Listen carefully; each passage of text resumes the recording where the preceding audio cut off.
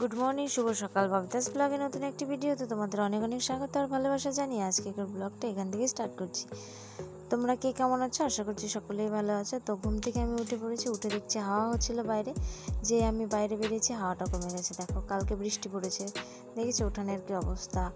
তো যাই হোক, তো চলো, ভালোই লাগছিলো, বেশ ঠান্ডা ঠান্ডা ওয়েদার আজকে।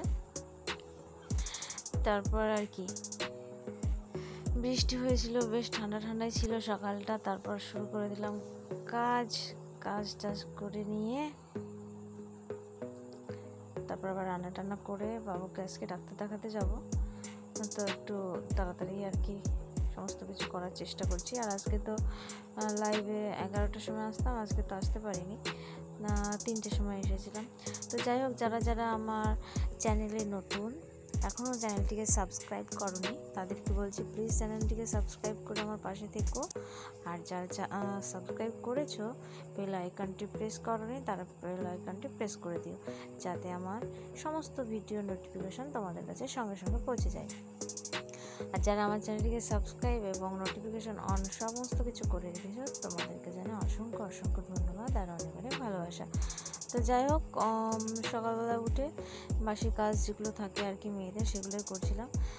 তো উঠোনটা ঝাড় দিয়ে এবার আমি উঠোনটা দিয়ে আমার রান্নাঘরের সামনে দিয়ে এই পথ দিয়ে পুরোটা নিকিয়ে নেব। তার কারণ বৃষ্টি পড়েছে, আর বৃষ্টি পড়লে মাটিতে কীরকম একটা দেখতে লাগে। তো যাই হোক, আজকে তো বেশি কাজ নেই আর কি, মানে চাপের কাজ নেই, এলপি করার তাড়া নেই, শুধু ডাক্তার কাছে যাব সেই কারণেই।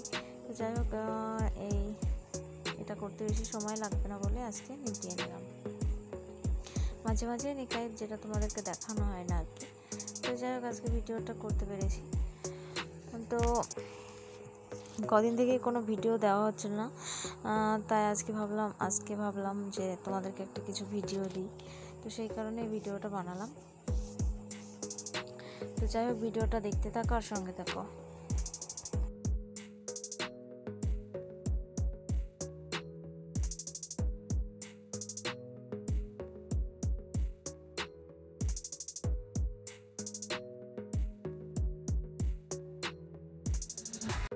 আর কে কে আমার মতো গোবর ছাড়াই জল দিয়ে নিকাচ্ছ, সেটা একটু কমেন্ট করে জানিও তো। গোবর এদিকে পাওয়াই যায় না, জল দিয়েই নেকাতে হয় আমাকে প্রত্যেকদিন। আর জল দিয়ে নেকানোটা না বেশি দিন টেকে না আর কি, তাড়াতাড়ি বৃষ্টি পড়লে কীরকম যেন হয়ে যায়। তাই সেই জন্য আমি আবার পুরোটাই নিকে নিলাম। তারপর বাসি কাজ সমস্ত সেরে রান্নাঘরে চলে এসেছি। আর এদিকে বাবু আর বাবুর বাবা গেছিলো হাঁটি করতে, তো আমাকে ক্যামেরা অন করতে বলছে হাই। তো তারপর ট্যাপে জল চলে এসেছে, মানে এখন একটু দেরি করেই রান্নাটা চাপাচ্ছি, সেই কারণে ট্যাপে জলটাও এসে গেছিলো। তো এবার ভাতটা চাপিয়ে দেবো। আর আজকের মেনুতে হয়েছে আলু সয়াবিনের তরকারি আর ঝিঙে দিয়ে আলু দিয়ে পোস্ত দিয়ে, মানে একটু ঠিক ভাজা টাইপেরও না, তারপরে যাই হোক ঝিঙে পোস্তই আর কি। তো সেইটাই করলাম। তো চলো, ভিডিওটা দেখতে থাকো, সঙ্গে থাকো।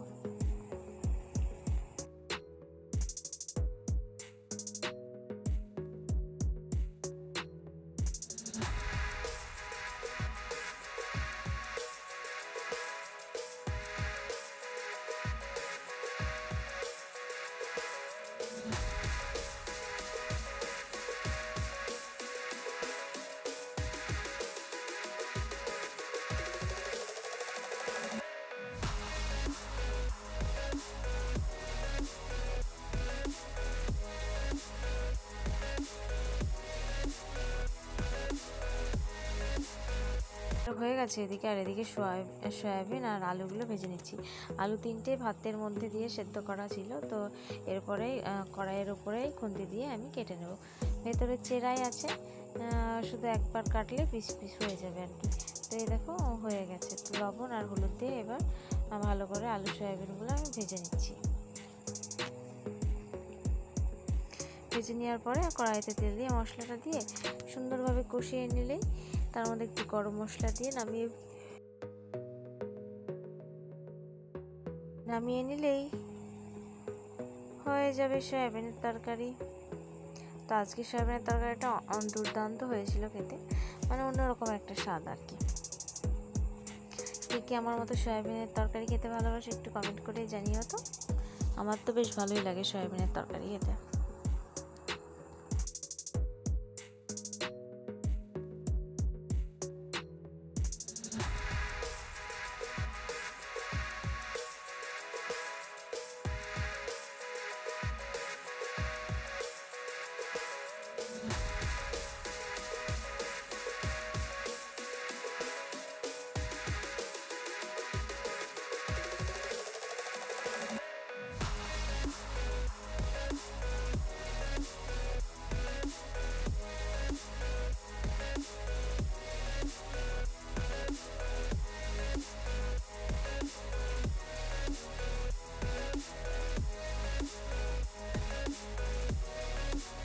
তারপর দেখো আমার রান্না হয়ে গেছে, এই যে আলু সয়াবিনের তরকারি আর ঝিঙে দিয়ে আলু দিয়ে পোস্ত দিয়ে তরকারি।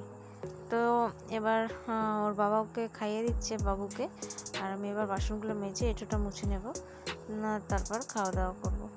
তো খাওয়া দাওয়া করে বাসন ধোয়া হয়ে গেছে, এঁটো মোছা হয়ে গেছে, এখন বাবুকে স্নান করিয়ে দেব, তার কারণ বাবুকে ডাক্তারের কাছে নিয়ে যাব। আর এই কদিন এলবি করছি বলে একটু তাড়াতাড়ি স্নান করাচ্ছিলাম। তো স্নান টান করিয়ে বাবু রেডি, আমিও রেডি, বাবুর বাবাও রেডি হয়ে গেছে। তো এবার আমি চলে যাচ্ছি ডাক্তারের কাছে। তো ভিডিওটা আমি এই পর্যন্তই করলাম, তারপরে আর কোনো ভিডিও বানানো হয়নি আর কি। তো যাই হোক, সকলে ভালো থেকো, সুস্থ থেকো, আর ভিডিওটা যদি ভালো লাগে অবশ্যই একটা লাইক করে দিও। বাই।